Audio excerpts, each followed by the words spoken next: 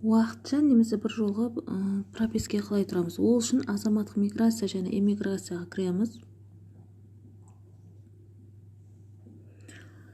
Халықты тіркеу және тіркеу есебінен алып тастау дегенді басамыз. Енді уақытша тіркейтін болсаңыздар, халқын тұрғылықты жер бойынша уақытша тіркеу дейсіздер. Ал тұрақты тіркейтін болса, Қазақстан Республикасының халқын тұрғылықты жері бойынша тіркеу деген деді. Ал енді осы 2021-ден бастап жас балдарды пропискаға тұрғызбайтын болып шешіпті. Тек 14 жастан асқан балдарды, 16 жасқа дейінгі балдарды тіркеу керек екен. Ол егер 14 жастан асқан балаңыз тіркейтін болсаңыз, мына пунктті таңдап кіресіз. Енді біз қазір уақытша тіркеуді көрейік. Онлайн сұраймыз.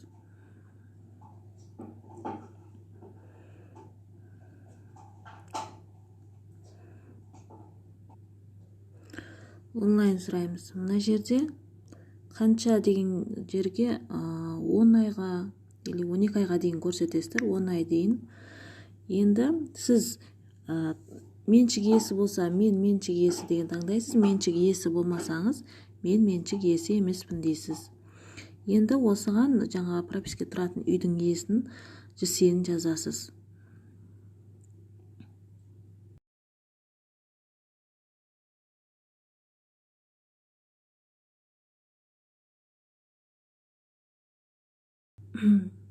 ЖСН иесін табамыз да, осы жерден толық мекен-жайды жазамыз.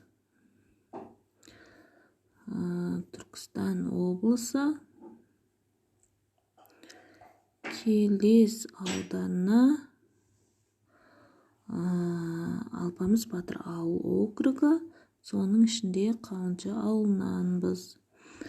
Енді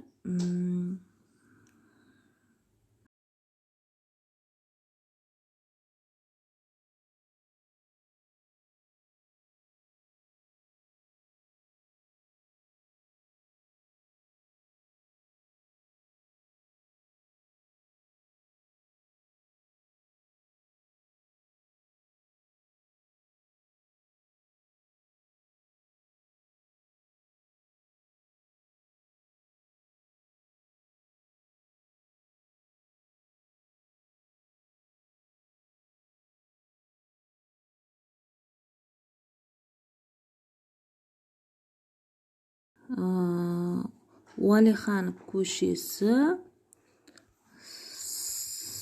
сақтаймыз. Енді үй номері 16-шы үй. Бұл жерде жаңағы үйдің толық адресі керек. Енді тексереміз. Жылжымайтын мүлік табылды дейді. Яғни дұрыс мекен-жайды берсек, егер үй шынымен сол кісінің атында болса, жылжымайтын мүлік табылды деп шығады. Жалғастыруды басамыз.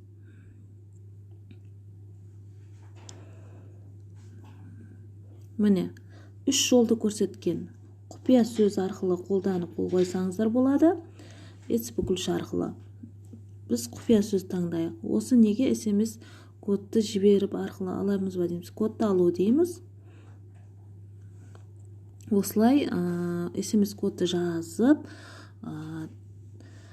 неге пропискаға тұруға өтініш тастай аласыздар.